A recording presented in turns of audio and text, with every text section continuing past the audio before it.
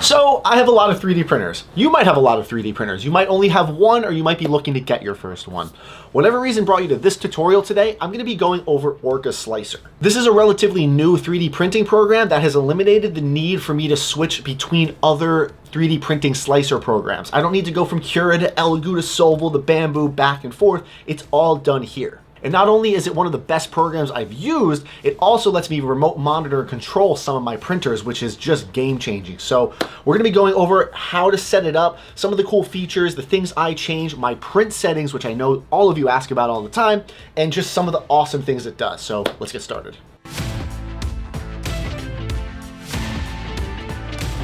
Now on my desktop, I have a couple different 3D printing programs. I have Ultimaker, I have Creality Slicer, I have Creality Print, Elegoo Cura, Solval Cura, Anchorman. That's not including the Flash Forge program I might need, and Orca Slicer, and all of that. Whatever. We're gonna be talking about Orca Slicer, which just combines all of these into one and makes all of these just obsolete. You go to the Orca Slicer website, you scroll down a little bit, it's gonna tell you to download it from the GitHub. You're gonna be met with this page over here. You're gonna scroll down to the latest release notes. You can go down here and you grab whatever file you need, Mac, Windows, Linux, and you can even go to earlier versions if you want, but I don't know why you'd wanna do that. You install it. This is literally a whole guide on how to install it, everything you need to do.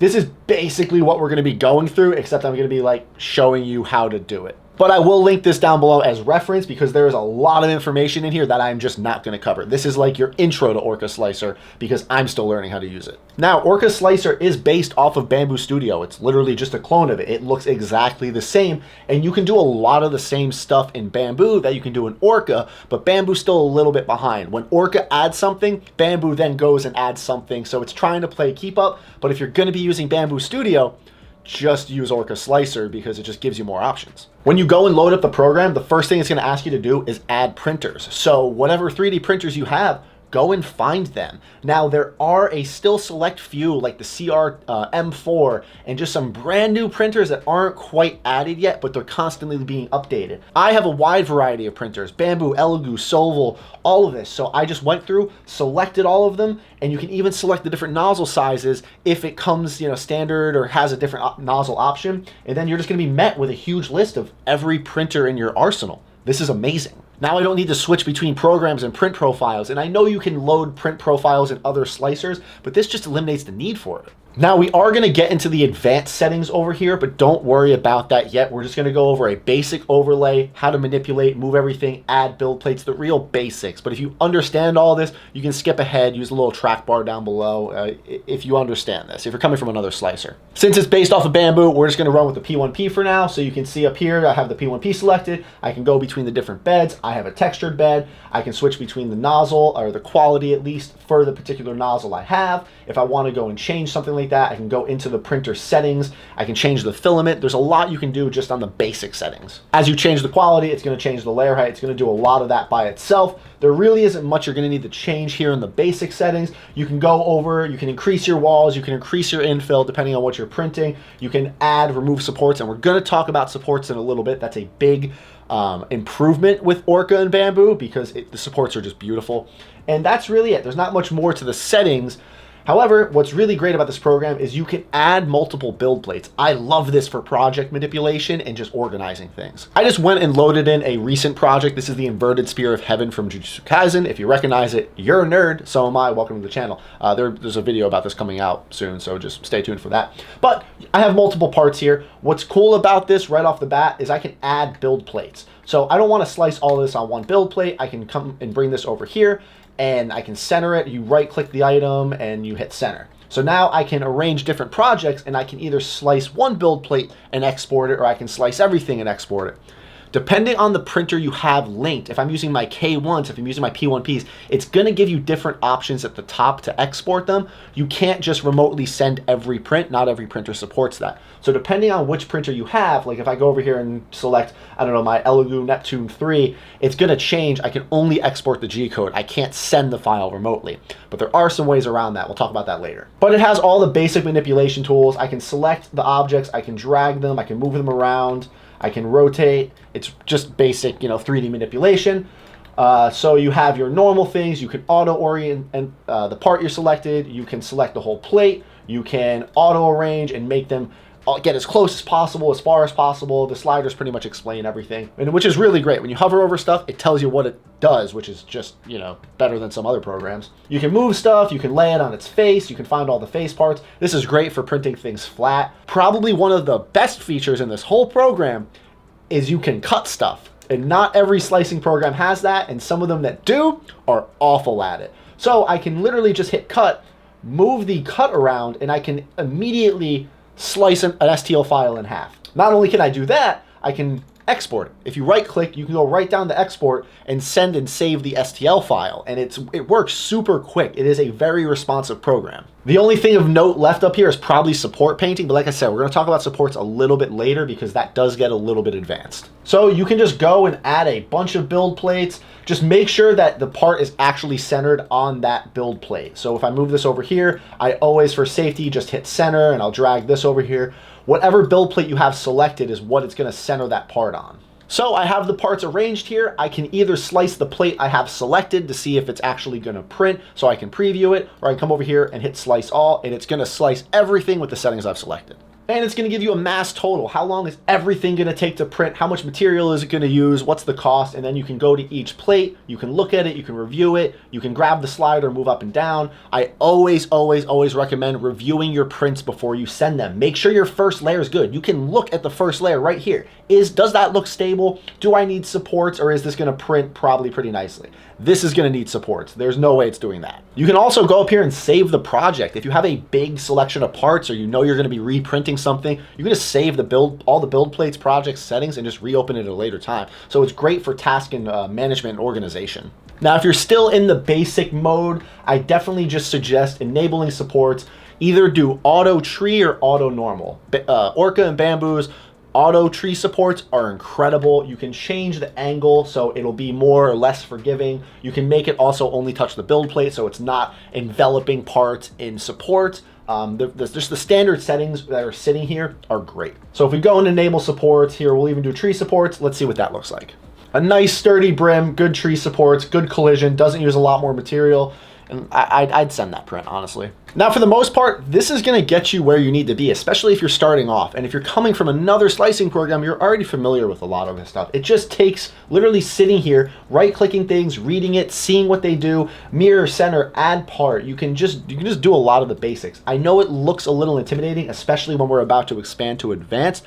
Don't worry, it's really not that bad. So we open up to advanced, and that's going to give you way more options, but don't be deterred by it. If you don't understand it, you don't need to mess with it. That's totally fine.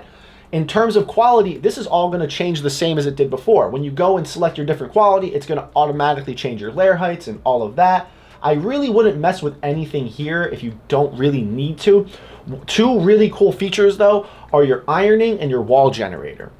Now, ironing is going to smooth out your top surfaces, and I've talked about this in some other videos. If you've seen all the Flexi Rexis I've been printing for my Etsy, I have ironing enabled on those top layers because it makes them come out so much smoother, and it just finishes that top layer and kind of melts it all together. It literally keeps the nozzle hot and just irons over it. Experiment with this because it doesn't suit every need all of the time, and it's not going to get rid of a lot of top layers on certain prints. So play around with it. The wall generator is pretty cool. I pretty much always have mine set to Arachne. I always thought it was Arcane, but maybe it is. I don't know what that word is. I have it set to that though, and it actually varies the width of the walls, and it helps with the strength of the print and the quality. And it also, from what I've noticed, it reduces slicing times because it doesn't need to worry about printing fine, thin layers at a spot that doesn't need it. Again, experiment with this. It's a really cool little feature, and it's definitely shaved down some slicing and printing time on my prints. Strength is a big one too. What are you printing? Are you printing something that you're gonna mount on a wall and hang off of, or are you printing just some cosplay and props? For my needs and necessities, I'm printing with pretty low infills, and I'm almost always using gyroid patterns. So again, there's a lot here. If you're using things for strength, you can up your wall count, and upping your wall count is significantly more beneficial to strength than it is just adding infill. If you can add more walls, the stock is 2, you can go to 3, 4, 5. I've even done 7 depending on big anime cosplay swords I've done 7 and 8 walls, and it makes those things so much stronger. If you go all the way to the bottom, you'll see infill combination. And this does something similar to that wall generator where it'll make the infill thicker in certain areas.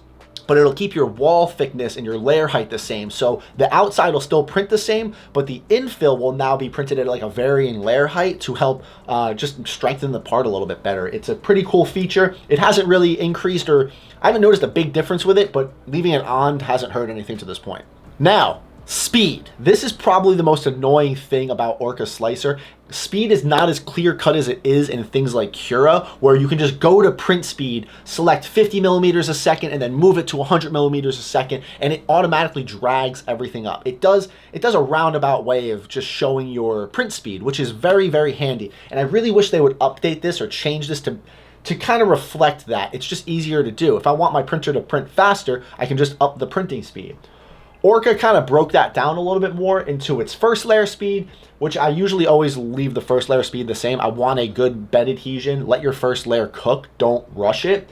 And then you can start doing other speeds. On my P1P, I can do up to 300 and 200 millimeter a second wall printing, which is great. The P1P can do that, but if I go to something like, I don't know, my Neptune 3 Plus, it's gonna significantly slow that down. And this is actually much slower than what even Elegoo Cura recommends. So what you might be recommended to do is open up your old slicing programs or go get those profiles and see what the recommended printing speed was, because I know I can print anywhere from 50 to 100 millimeters a second on my Neptune 3 Plus. It's a bed slinger, but again, that speed is gonna depend on, are you printing something tall and do you want it to wobble back and forth, or is it a low flat part? So always take that in consideration. But as I increase the outer wall speed, nothing else is gonna change. So I'm gonna need to then go, okay, my inner wall, I can double that. If I wanna double the speed, you just have to go and type it. I just wish there was a more streamlined version, a way of doing this, but you can definitely increase and decrease the speeds in Orca. It just isn't as easy. Okay, now we are on to supports, and this is always the bane of everybody's existence when 3D printing. Right off the bat, I'm just gonna say, at first, just use normal auto or normal tree. Now, we're gonna go back and forth between support painting and these settings. And what I mean by that is, if you go up here to this part, let's say, I don't know, I'll do this little tall part. Go up here to support painting, and as long as you have supports enabled, it's gonna show you all of these little red spots. That's where it's going to try to generate support. It's gonna immediately tell you where it needs supports. If I unselect support and I cycle out of this and go back to support painting, that red area is gone. So support painting is telling you, oh, there's no spot I'm going to try to support because you have supports turned off. Make sure you turn them on so you see where it's automatically trying to fill in. So let's turn that back on, go back to support painting. Now, say I don't need this, or you know what, we're gonna switch over to a helmet because it's gonna make a lot more sense. Perfect, a Mandalorian helmet. You guys are all familiar with this. I've made this on my channel before. So we go to support painting, and you can see it wants to support that inner dome. And if you know me and you know my channel, you know you don't need to do that. So we come over here to circle or sphere or fill, and we can change the pen size. Right-clicking tells it to add more supports. So everywhere where I make green, it's going to put even more supports than it thought it needed. However, I can go the reverse of that, and if I if I right-click and hold, my bad, play with your mouse, you know what I mean. Now I can block out these supports. So I don't want supports generated in here at all. And as long as I have it on auto, it'll still generate supports where all of the red is. Not where I painted, where it's telling me I need supports. So let's go ahead and just generate this. Well, these are the supports it's trying to put here, but you can see it blocked out the inside successfully because I told it not to print there. Now, if you're using the auto generate, like I said, it's always gonna put supports where it thinks it needs them. However, if I move over to manual, it's only going to put supports where I tell it to. So if I go over to normal manual and I slice the plate again, you can see it didn't generate support anywhere because I didn't highlight or paint on those supports. So if you want full control over where you put your supports, you need to go to manual, and you can do normal or tree. I pretty much always do tree. So we'll go through it really quick one more time. We do the painting, and we can go over, oh, you know what works? Let's go back. Let's put it back on normal to see where it's trying to generate supports, and then we can go and actually block a lot of these out. So let's do this. Let's go to the brush, and we can brush on supports only around the bottom here. And you can get a little sloppy with it. It's really not the end of the world. And you'll see what I mean as it generates it. So I only need supports there. Let's do a little bit in here. This little fill can comes in handy. Oop. If you mess with the angle, it'll help with determining where you're actually trying to click. Select this brim, select that, that, and that. So now I can go back to normal and slice it, and it's only going to generate supports where I told it to. And voila. I know it looks strikingly similar to the ones before because I just kind of clicked all the same spots. But like I said, this gives you so much more control over support placement with advanced things. If you think it's not generating enough supports automatically, go and add more of your own for stability. I actually had to do that with this cute little Mew print back here because it was auto-generating supports, but the tail was just, it just didn't look like enough. And I didn't want to increase my, I didn't want to decrease my threshold angle because when you do that, it just puts less supports everywhere else. So you can go and add and just do this nice combination.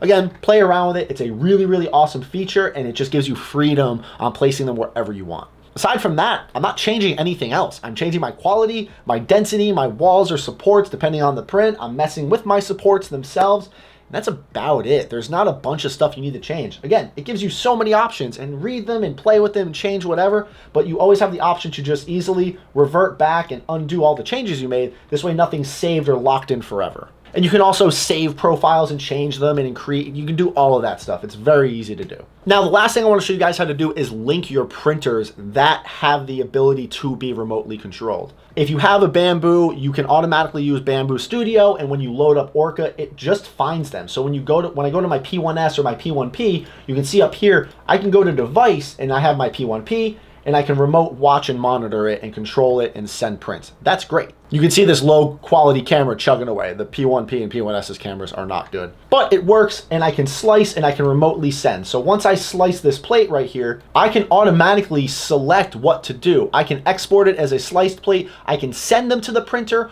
or I can just automatically print it. If you hit print plate or print all, it's gonna send the file and immediately start printing it. I like to manually upload first and then I'll go back because you can go to the actual device and just check over the control of it. But if you have a different printer, and I'm about to show you how to link the K1s and K1 Maxes, because as far as I know, these are the only ones you can do it with so far, but you might be able to do it with other printers as long as you get the IP address, and this will make sense in a minute. Now, the quickest way to link the K1 and the K1 Max, or really any printer I think you might be able to do this with, is to cheat. I cheated a little bit. So I opened up Creality Print, and once you link your printers, it'll find them on the network. It'll, you have your little scan, add, manual add. As long as when you open the printer, you added it to your Wi-Fi and it's right there on the touchscreen. It's super easy to do.